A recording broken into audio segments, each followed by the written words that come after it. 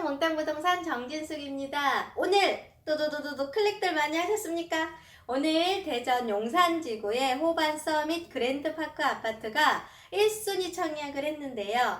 오늘 뭐 이 청약한 게 뭐 대단하다고 막 이렇게 하면서 제가 얼마 전에 청약 넣으시고 보름달한테 소원도 비시고 하라고 안내를 좀 해드렸던 것 같은데요.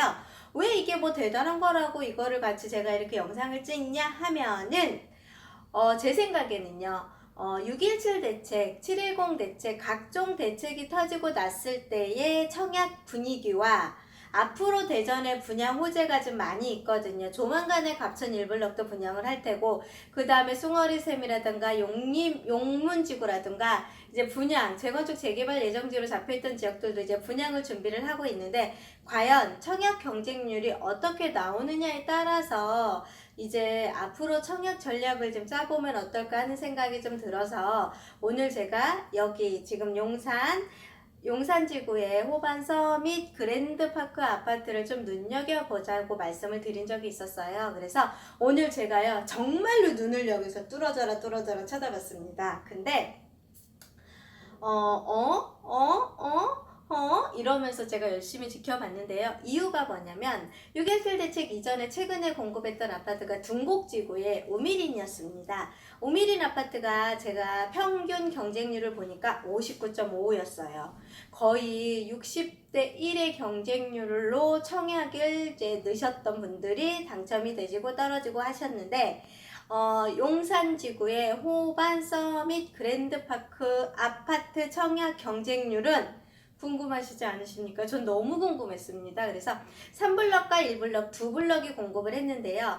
1블럭과 3블럭은 공급 세대수의 차이는 있지만 그래도 타입이라든가 평형대가 똑같아서 비슷한 입지 여건에 위치해 있어서 과연 어떻게 됐을까 궁금을 하는데 비슷하긴 했습니다. 3블럭 같은 경우는요 19.64 평균 청약 경쟁률이 19.64가 나왔고요.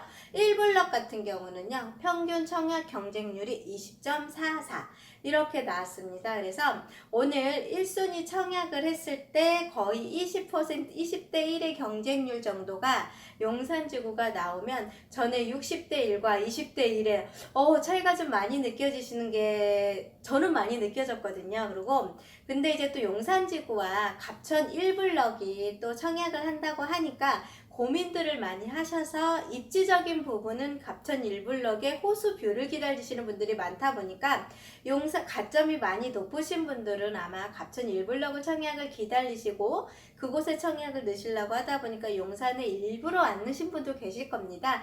그렇지만 어쨌든 6.17 대책 이후에 분양권 전매가 안 되고 앞으로 중도금 아파트 담보대출이라든가 모든 규제가 진행이 되고 분양권도 주택수에 포함이 된다고 하다 보니까 이런저런 규제가 자꾸 생기다 보니까 분양조차도 쉽게 청약을 하는 걸 겁내하시는구나도 좀 느꼈고요.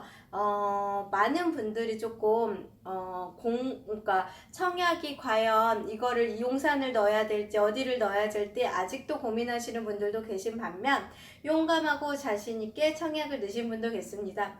근데 생각보다 특별 공급이 경쟁이 좀 치열하지가 않았더라고요. 1블럭 같은 경우는 세대수가 많다 보니까 공급 세대가 조금 더 많아서 그런지 공급 세대가 많은 쪽으로 많이 몰리다 보니까 3블럭 같이 세대수가 약한 데는 오히려 미달이 났어요. 특별 공급이. 그러면 특별 공급을 미달이 나면서 당해에서 미달이 나면 1순위가 기타로 넘어가잖아요. 그 기타 한 분이 저는 이분이 로또 같더라고요. 이런 것도 한번 보면서 오늘 그 대전 용산지구 호반 서밋 그랜드파크 아파트 청약 경쟁률을 보면서 제가 이런저런 생각을 좀 해봤습니다. 이유는요, 이제 분양권도 주택수에 포함이 된다는 거 아시죠? 분양권도 주택수에 포함이 되는 시장이 왔다 보니까 쉽게 내가 분양을 받거나 분양권을 승계를 하거나 분양권을 매수하시는 것 자체가 사실은 부담이 굉장히 큽니다. 그래서 분양권으로 주택수에 보는 게 청약 단계부터 시작을 해서도 주택수에 보고요. 그 다음에 취득 단계에서부터도 주택수에 보고요. 양도 단계에서도 보고요. 그 다음에 청약 분양권을 보유만 하고 있어도 주택수의 보고, 이런 부분의 시점이 물론 다르기는 하지만 시점마다 차이가 있기는 하지만 이런 부분에서 계산을 했을 때는 청약이 분양권이 예전에는 계약금 10%만 들어가는 조금 작은 돈으로 이제 젊은 사람들이 많이 선호를 해서 이렇게 주택을 매수하실 수 있는 방법으로 연구를 해서 들어갔다고 하면 이제 그런 분들한테는 계속 혜택이 좀 늘어날 것 같고요. 그 다음에 다주택이라든가 주택을 차후에 분양을 받고 나서 주택을 소유하시려고 하시는 분들이라든가 이런 분들은 좀 조심을 해야 된다는 걸 조금 안내를 해드리려고 제가 이 영상을 담아봅니다. 분양권이 이제 저희들이 이제 이 분양권을 주택수에 산정하는 기준을 봤을 때 첫 번째는 청약, 두 번째는 취득할 때 있는 취득세 단계도 들어가고요.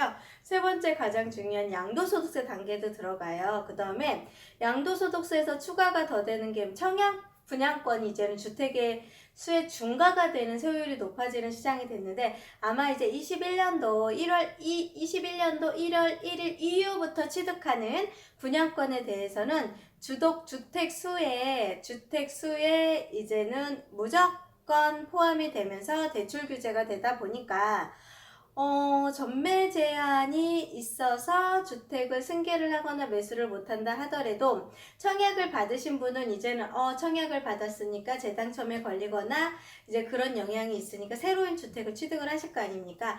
그러실 때 좀 신경을 쓰시고 조심해야겠다는 생각이 좀 많이 들었습니다. 우선은 취득세 같은 경우는요. 2020년도 8월 12일 이후에 청약에 당첨이 되시거나 계약을 하신 분들은 무조건 주택수에 포함이 됩니다. 그러니까 만약에 지금 분양권 상태로 하나 이번에 청약을 받아서 가지고 계신데 대전에 거주하는 아파트를 하나를 더 사시고 싶다. 그러면 이 아파트는요. 취득세 중과가 돼요. 2주택으로 들어간다는 거죠.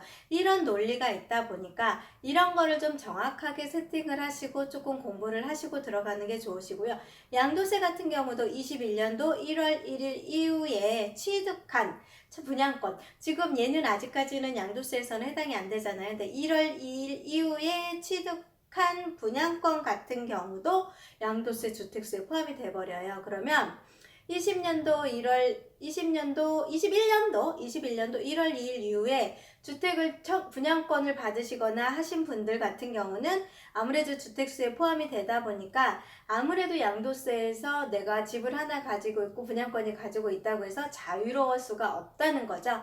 이런 논리를 좀 생각을 해보시고 지금 현재 가장 이제 매수를 하시고 싶어도 양도세는요. 내가 이득을 본 만큼 세금을 내. 그래, 맞아. 세금을 낼 수 있으세요. 왜냐면 손해본 거 세금을 내라고는 안 하거든요. 그래서 이득 본 거 세금을 낼 수는 있으나 취득세 같은 경우는요. 요율이 8%, 12%로 올라가는 거는요, 어마어마한 경비가 들어간다고 생각들을 많이 하시고, 솔직히 자금을 모으고, 쪼개고, 대출을 또 받으셔서 주택을 매수를 하시는 분들이 거의 대부분인데, 이분들이 하나가 처분이 안 돼서 다시 이사를 오게 돼서 하나를 더 사신다. 그랬을 때 취득세가 중과가 된다. 아니면 내가 지금 아파트 분양권을 하나 가지고 있다가 이제 그 다음에 내가 주택을 하나 샀다가 분양권 아파트가 준공이 돼서 입주가 될 때쯤 되면 얘 주택을 팔고 들어가겠다. 이렇게 생각하시는 분들한테도 취득세 중과 부분에서 영향이 있으니까 이 분양권 시장이 대전 같은 경우는요. 6.17 이후에 취득세, 양도세, 그 다음에 청약할 때도 많은 영향이 있으니까 이거를 좀 감안을 하시고 조금 보시고서 이렇게 시장의 흐름을 보시고서 움직이시면 어떨까 하는 게 조금 중요한 사항이라서 제가 오늘 대책 여부 청약 경쟁률도 안내를 해드렸지만 분양권이라는 이게 주택수에 포함이 되면서 어떠한 영향이 생기는지도 좀 안내를 해드렸습니다. 청약할 때, 취득할 때, 양도할 때 굉장히 중요하고 취득하는 시점도 굉장히 중요하고 분양권을 하나 보유만 하고 있어도 주택수에 포함이 돼서 대출 규제가 생기고 이런 부분이 계속 내년도부터 많이 적용이 돼요. 내년 해봤자 이제 2달 남았습니다. 10월, 11월, 12월 3달 남았네요. 이런 기준으로 보시고요. 조금 준비를 하실 때 청약을 받아서 준비를 하실 때 이런 부분에 아무래도 이번에 청약 경쟁률도 조금 얕아졌던 것 같기도 하고요. 대전에 지금 근 3년 이내에 청약 경쟁률이 이렇게 낮았던 적이 없습니다. 이게 지금 6.17 대책 이후로 청약 경쟁률을 조금 낮추면서 실소유자 위주로 아파트를 분양을 받는 게 정부 정책에 잘 반영이 되고 있는데요. 이 받으신 분들, 당첨되신 분들은 분양권으로 인해서 내가 어떠한 이득과 어떠한 불이익이 있는지를 잘 고민을 해보시고 잘 따져보시고 분양권도 이제 주택수에 포함이 된다는 거 잊지 말으시고서 앞으로 조금 어떻게 재테크와 투자의 전략을 짜실지를 한번 고민해 보셨으면 좋을 것 같습니다. 추석 명절 행복하고 즐겁고 건강하고 풍성하게 보내세요. 감사합니다. 세종몽땅부동산의 정진숙이었습니다.